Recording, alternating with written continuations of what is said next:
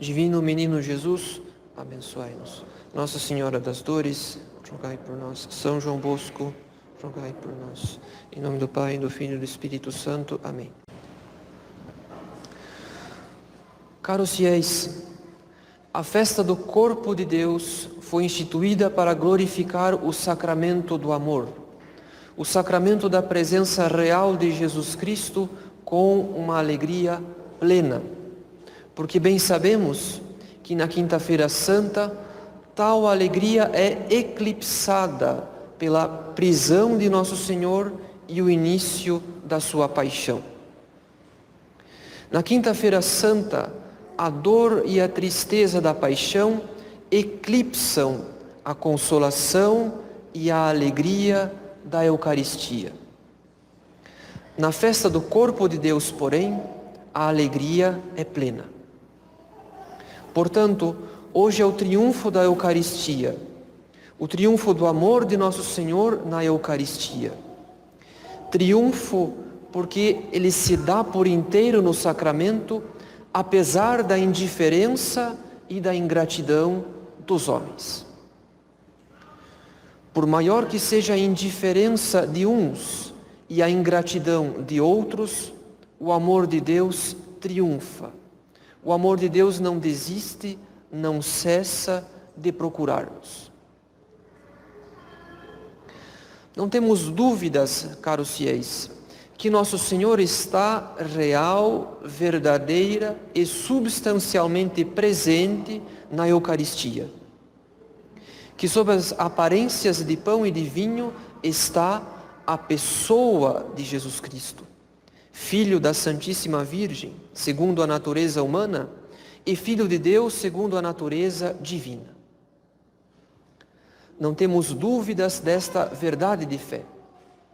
Felizmente, nenhum de nós duvida desta verdade de fé. Mas a fé, caros fiéis, admite graus de intensidade. A fé pode ser mais profunda ou menos profunda. E uma prova inconfundível de uma fé pouco profunda é o efeito pouco duradouro que a Santíssima Eucaristia produz em uma alma. Para provar esse argumento, não é necessário entrar na intimidade da consciência de cada comungante. Basta constatar que a Santíssima Eucaristia frequentemente passa por nós sem produzir um efeito mais duradouro e mais profundo na prática das virtudes. Infelizmente, caros fiéis, a Eucaristia frequentemente passa por nós. As flores das boas intenções que oferecemos a Nosso Senhor durante a comunhão são logo levadas pela desordem das paixões, pelo espírito do mundo ou pelas tentações. No altar do nosso coração depositamos flores, as flores das boas intenções, mas porque são flores sem raiz, isto é, são bons sentimentos, bons afetos, sem firmes resoluções apoiadas na graça, então qualquer contrariedade pode roubar esses afetos, esses sentimentos de nós. Precisamos, portanto, ir à causa do pouco fruto das comunhões.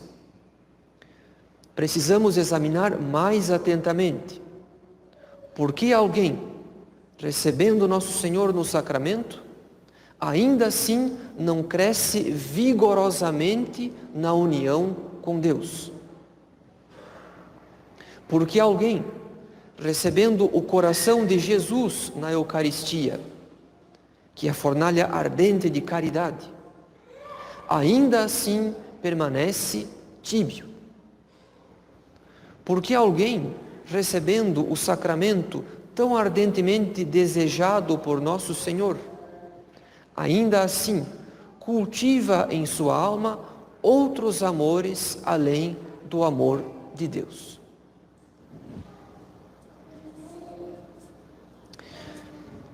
Primeiramente, caros fiéis, se a fé nos ensina que Nosso Senhor está presente na Eucaristia, isso não quer dizer que o sacramento irá nos mudar se nós não quisermos mudar. A presença de Deus e o poder de Deus não excluem a nossa cooperação na vida espiritual. No milagre das bodas de Caná, por exemplo, Nosso Senhor não transformou a água em vinho sem antes pedir aos serviçais para encherem as talhas com água. E no milagre da ressurreição de Lázaro, Nosso Senhor pediu para removerem a pedra do sepulcro antes de chamar o defunto à vida. O Salvador poderia muito bem produzir vinho sem água e abrir um sepulcro sem que os homens removessem a pedra. Mas não é o que mais convém para a nossa instrução. A lição contida nos milagres é que ele sempre condiciona a sua ação à nossa cooperação. Ele quer agir, Ele quer nos santificar, mas quer nos santificar conosco, não sem nós. Nossa vida espiritual, caros fiéis, é uma obra da graça, e a graça não nos priva da nossa natureza, isto é, das nossas ações, do nosso próprio agir. A graça age em nós e conosco, mas não sem nós. Nossa vida espiritual, portanto, não é um milagre que suspende o nosso livre-arbítrio, o que seria uma violência contra a natureza das coisas. Nada disso. O que Nosso Senhor fizer, fará sempre em nós e conosco. Mesmo que a graça da Eucaristia seja a presença do próprio Deus no sacramento, ainda assim, Ele nada fará sem nós e apesar de nós. Como lemos no Apocalipse, eis que estou à porta e bato. Se alguém ouvir a minha voz e me abrir a porta, entrarei em sua casa e cearemos, eu com ele e ele comigo. Dito isso, caros fiéis, se queremos abrir a porta a Nosso Senhor, que nos visita no sacramento, precisamos, em segundo lugar, compreender que a Eucaristia foi instituída sob a forma de alimento. Isto é, sob as aparências de pão e de vinho, justamente porque ela age à maneira de um alimento.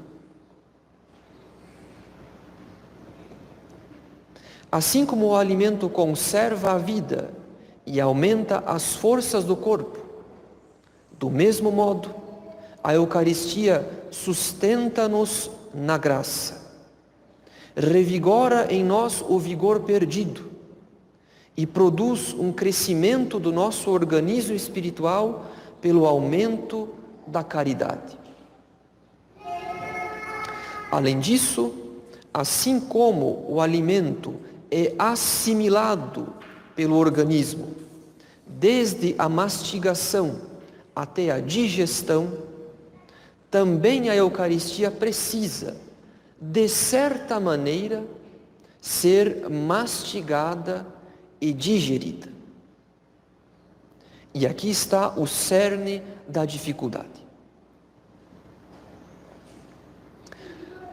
Afinal, caros fiéis, Um católico que não sabe fazer bom proveito da comunhão eucarística é como alguém que pretende devorar a comida sem mastigá-la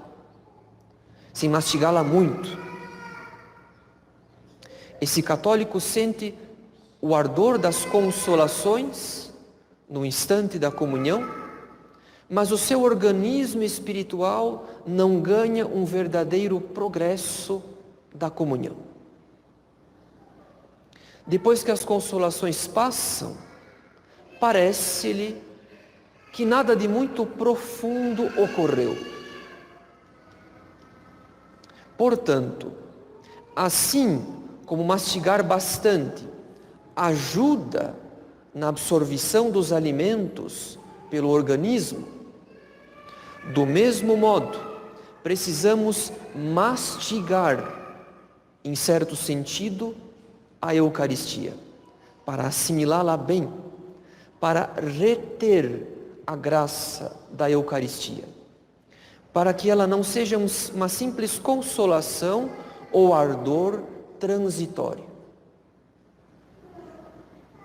Precisamos, de certo modo, mastigar a Eucaristia. Não quer dizer que devemos mastigar as espécies eucarísticas. Não tratamos agora das espécies eucarísticas, isto é, das aparências de pão. Tratamos do modo de receber a graça do sacramento, do modo de se unir mais intensamente à pessoa de nosso Senhor, e não apenas devorar, em certo sentido, as consolações transitórias da Eucaristia. Em resumo, mastigar bem, digerir bem a graça da Eucaristia é um modo de dizer que devemos considerar com a inteligência a graça da Eucaristia. A assimilação dos alimentos pela mastigação e pela digestão é uma imagem, é uma analogia de uma certa ruminação da própria inteligência, que considera, que se demora, que procura se aprofundar no conhecimento de uma verdade. E essa ruminação da inteligência nada é mais que a meditação. Em outras palavras, caros fiéis, quem recebe a Eucaristia, que procure meditar durante a recepção do sacramento. A meditação é a garantia de que estamos ruminando a Santíssima Eucaristia e assimilando a vida de nosso Senhor em nós. Isso significa que receber a Eucaristia e precipitar-se em orações vocais não é o modo mais adequado de lucrar a graça do sacramento. Quando recebemos a Eucaristia, caros fiéis, não devemos voltar ao nosso lugar no banco e retomar o terço do rosário que havíamos interrompido. Não devemos recitar um sem número de orações do devocionário, ainda que sejam tão santas e consoladoras aquelas orações. Nada impede que recitemos uma oração vocal, como a tradicional oração Alma de Cristo. Nada impede que recitemos alguma invocação ou oração do nosso costume. Porém, não podemos fazer companhia à pessoa de nosso Senhor, que nos visita no sacramento, apenas ou principalmente com orações vocais. Seria o mesmo que um noivo visitar a sua noiva, recitar-lhe uma poesia e partir, sem nada lhe dizer de pessoal e principalmente sem nada perguntar da sua vida.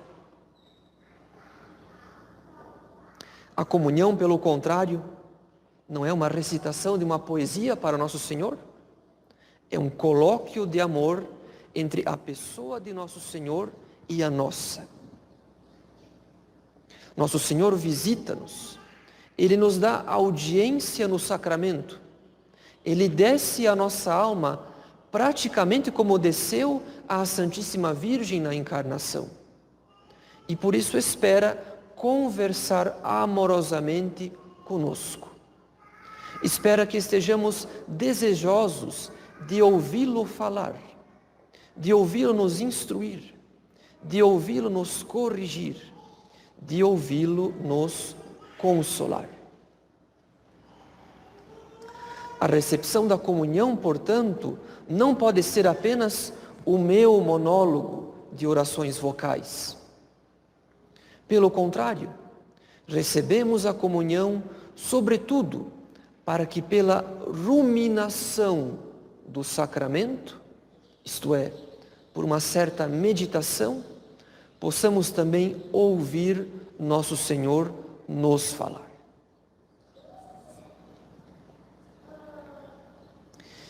Que a meditação seja o modo mais adequado de se receber a Eucaristia, que a nossa inteligência deve ruminar, em certo sentido, a presença real pela meditação, não deveria ser uma novidade para nós, que somos frequentadores do rito romano tradicional. Afinal, o que ouvimos ao término de cada missa, no último evangelho após a bênção. Ouvimos São João dizer: Erat lux vera qui illuminat omnem omnem venientem in nunc mundo. Ou seja, o Verbo era a verdadeira luz, que vindo ao mundo ilumina todo homem. Nosso Senhor é então luz verdadeira. E a luz não produz outro efeito senão iluminar. Quando comungamos, caros fiéis, recebemos a própria luz divina, porque Nosso Senhor é luz. Luz que ilumina a inteligência daqueles que dela se aproximam pela meditação. Este também é o ensinamento do padre Francisco Spirago, autor de um famoso catecismo, quando diz: cada comunhão dá-nos novas graças atuais, isto é, esclarece a inteligência e fortifica a vontade. A comunhão, como o sol nascente, expulsa as trevas e traz consigo a luz.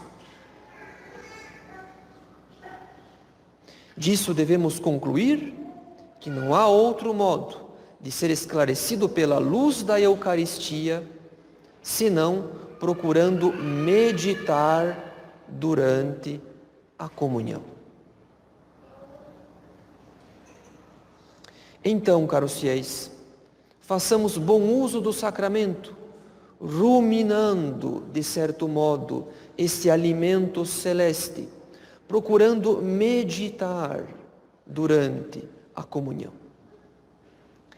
É pela meditação, pela consideração demorada, é pela aplicação da inteligência em um dos múltiplos aspectos da Eucaristia que a comunhão terá sempre um novo sabor para a nossa alma, que ela será sempre nova, sempre rica, sempre fecunda, sempre frutífera. Nosso Senhor na Eucaristia é nosso pão espiritual, que sacia até o âmago a nossa alma. É nosso Pai que nos gerou para a vida eterna por meio da sua paixão. É nosso amigo que nos comunica todos os seus bens e eleva-nos a uma vida de sociedade com Ele. É nosso irmão, porque nos faz participar da sua própria natureza. É nosso médico, que conhece todas as dores e angústias da nossa natureza por experiência e as venceu pela cruz. É nosso remédio, porque não há mal que não possa ser aliviado pelo seu corpo e seu sangue. É o esposo de nossa alma, porque exige perfeita fidelidade ao seu amor. Em resumo, ele é o nosso tudo na Eucaristia. Dito isso, devemos daqui por diante ir à missa preparados para comungar bem. Assim sendo, fará excelente comunhão quem tiver preparado algum brevíssimo ponto de meditação. Um brevíssimo ponto de meditação, para ruminar amorosamente enquanto recebe Jesus Eucarístico. Para tanto, alguns livros espirituais são de grande ajuda, como o famoso livrinho Mês Eucarístico, ou então a última parte do Imitação de Cristo, que consiste num diálogo entre Jesus e o comungante. Se um católico preparar, a partir de uma leitura espiritual, um brevíssimo ponto de meditação, um brevíssimo pensamento para ruminar amorosamente, enquanto recebe Jesus Eucarístico, certamente a sua comunhão não será mais uma espécie de monólogo, de orações vocais, porque desta meditação virão muitas luzes para dissipar as trevas de nosso interior. Caros fiéis, não queiramos receber a comunhão apenas para devorar as suas consolações e oferecer alguns afetos a nosso Senhor. A Eucaristia é a luz que ilumina a nossa inteligência. Que desse sacramento recebamos muitas luzes para crescermos dia após dia na caridade. Em nome do Pai, e do Filho, e do Espírito Santo. Amém.